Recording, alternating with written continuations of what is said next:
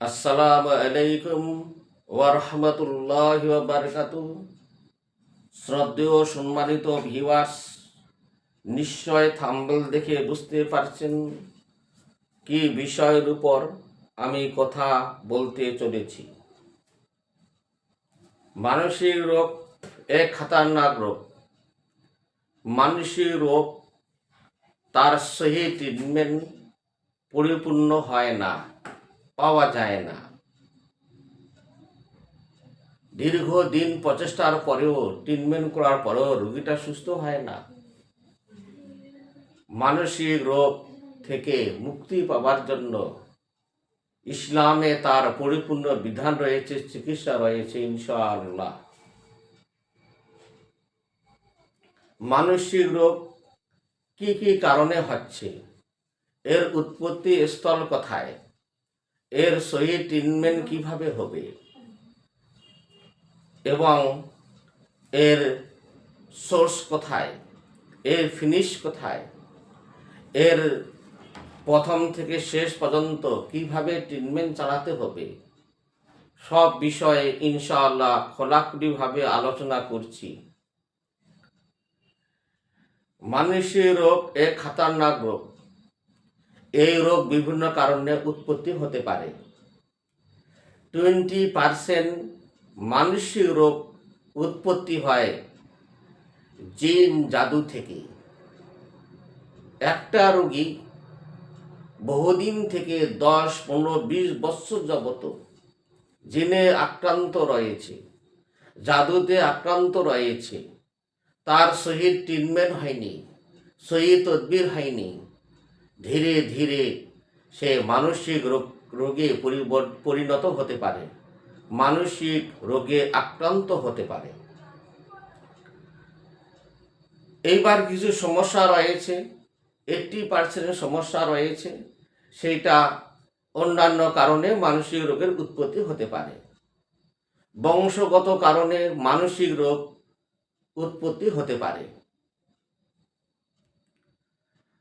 Thyroid stimulating hormone, যে hormone বেশি পরিমাণে নিঃসৃত হয় বা কম পরিমাণে নিঃসৃত হলেও মানসিক রোগের উৎপত্তি হতে পারে। কিছু নেশা জাতীয় দ্রব্য রয়েছে, হেরোইন, গাঁজা, ভাং, মদ, আফিং ইত্যাদি। বহুদিন যাবত সেবন করে, বহুদিন যাবত পান করে, আস্তে আস্তে সে মানসিক রোগে আক্রান্ত হতে পারে। চাকরি চলে গেছে, কেউ মারা গেছে, তার চিন্তায় চিন্তায় সে শুকিয়ে যাচ্ছে, সর্বদা ওই চিন্তা করছে, কাজকর্ম ছেড়ে দিয়েছে, মানসিক রোগের উৎপত্তি হতে পারে।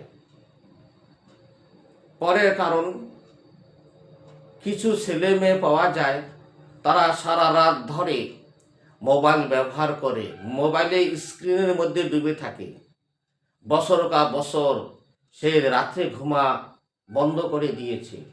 মোবাইলের মধ্যে পর্ন ভিডিওর মধ্যে, অশ্লীল ভিডিওর মধ্যে, গান বাজনার মধ্যে সে ডুবে রয়েছে।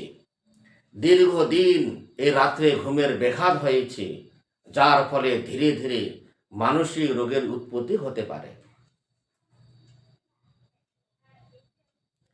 চাকরি হারিয়ে গেছে, তার চিন্তায় খানাপিনা ছেড়ে দিয়েছে, দিন রাত্রে একই চিন্তা করছে, আতঙ্কগ্রস্ত হয়েছে, ভিতরে ত্রাস সৃষ্টি হয়েছে, ভয় ভীতি কাজ করছে।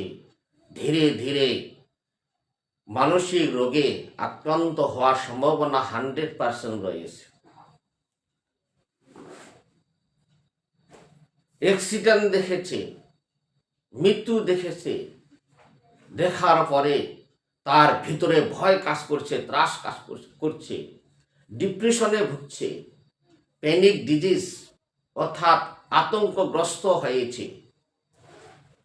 সে ধীরে ধীরে মানসিক রোগে আক্রান্ত হতে পারে। বহু কারণ রয়েছে যে কারণে সে মানসিক রোগে আক্রান্ত হতে পারে।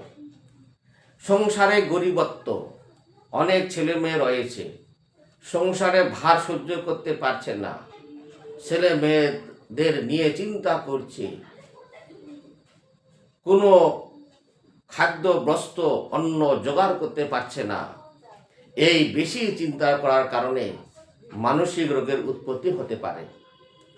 কিছু বদ অভ্যাস রয়েছে, সেই বদ অভ্যাসগুলো আমি এখানে পেশ করছি না। সিক্রেট ব্যাড হ্যাবিট, কিছু গোপনীয় বদ অভ্যাস রয়েছে, সেই বদ অভ্যাসগুলো দীর্ঘদিন, সিক্রেট ব্যাড হ্যাবিট, গোপনীয় বদ অভ্যাসগুলো ছেলেও করে, কিছু মেয়েও বদ অভ্যাস করে। এই কারণে তার শরীরের হরমোনের অভাব হয়েছে, ঘাটতি হয়েছে, সিমেন্ট কম হয়ে গেছে, তার পরিপূর্ণ ট্রিটমেন্ট নেয়নি, আস্তে আস্তে মানসিক রোগে আক্রান্ত হতে পারে। হ্যাঁ, ভিটামিন পুষ্টির অভাবও তার মানসিক রোগে আক্রান্ত হতে পারে।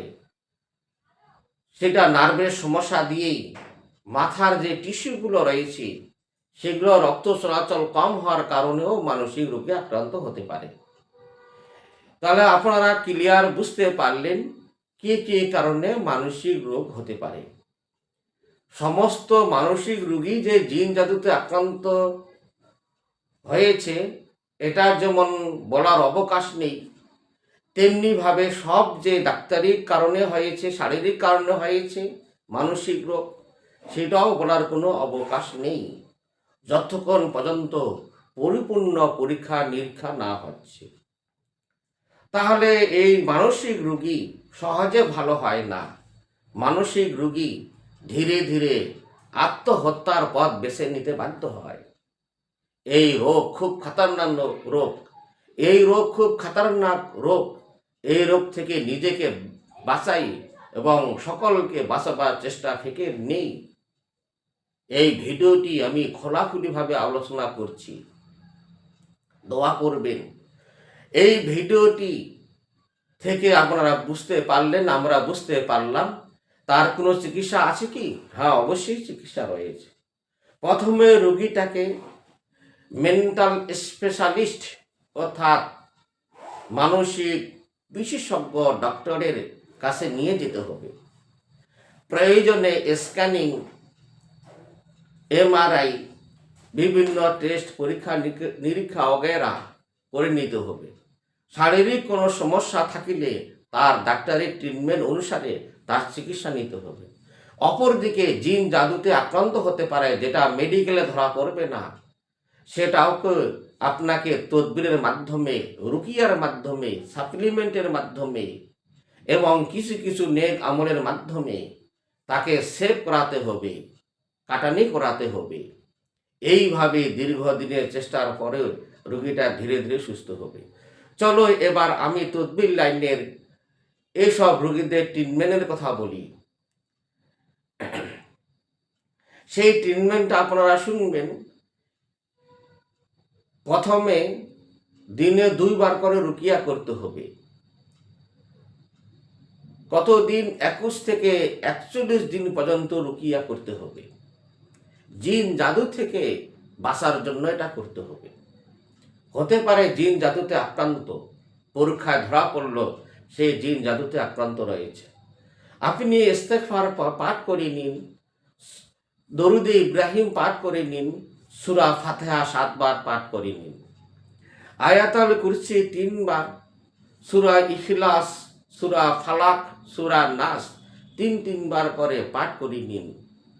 এবার কিছু মাসনুন দোয়া আপনি লাগাতে পারেন, যেমন বিসমিল্লাহিল্লাযী লা ইয়াদুররু মা ইসমি শেষ পর্যন্ত, আল্লাহুম্মা রাব্বান নাস আযহিবিল বাস শেষ পর্যন্ত, আউযু বিকালিমাতিল্লাহি তাম্মাতি মিন শাররি মা খালাক ইত্যাদি ইত্যাদি আপনি রুকিয়া করতে পারেন। এইবার কিছু পানির মধ্যে, কিছু তেলের মধ্যে এই রুকিয়াগুলো আপনারা পাঠ করেন, ফু মেরে দিন, দম করে দিন। তারপরে রোগীটা সেই পানি পান করবে। বাড়ির পানি মিশ্রিত করে সেই পানি দিয়ে নিয়মিতভাবে গোসল করাতে হবে। আর যেটা natural oil, natural hair oil, যেটা কেমিক্যাল ফ্রি যে তেল রয়েছে সেটা আয়ুর্বেদ লাইনে পাওয়া যায়, যেমন হার্বাল কোম্পানির পাওয়া যায়, যেমন ডাবর কোম্পানির কিছু তেল পাওয়া যায়, ঘৃতকুমারী কিছু তেল রয়েছে, ডাবর আমলা নামে কিছু তেল রয়েছে। ভালো তেল যেটা কেমিক্যাল ফ্রি তেল রয়েছে, সেই তেলের মধ্যে রুকিয়াগুলো পাক করে ফু মেরে সেই তেল 2বার করে তার মাথায় মালিশ করতে হবে।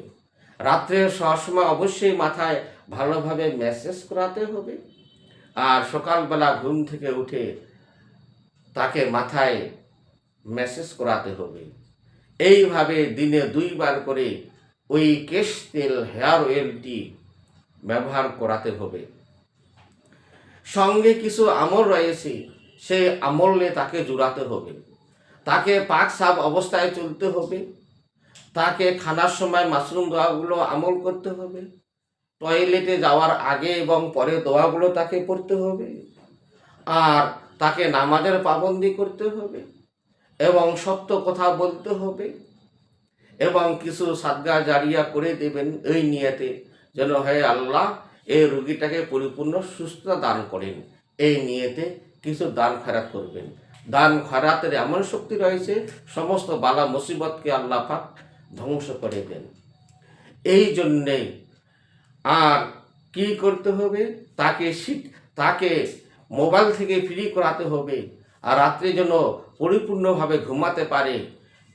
প্রতিদিন রাত্রে 6 থেকে 8 ঘন্টা পরিপূর্ণ ঘুমের প্রয়োজন আছে। এবং কিছু শারীরিক পরিশ্রম, যেমন সকালবেলা হাঁটাচলা করা, বিকালবেলা কিছু হাঁটাচলা করা, এইভাবে কিছু পরিশ্রম করালে ইনশাআল্লাহ বলা যেতে পারে অতি সত্বর রোগীটি সুস্থ হয়ে যাবে ইনশাআল্লাহ। ভিডিওটি ভালো লাগলে প্রচুর পরিমাণে লাইক, শেয়ার, কমেন্টস করবেন, আল্লাহর কারণে করবেন। আজ এই পর্যন্ত। খোদা হাফিজ।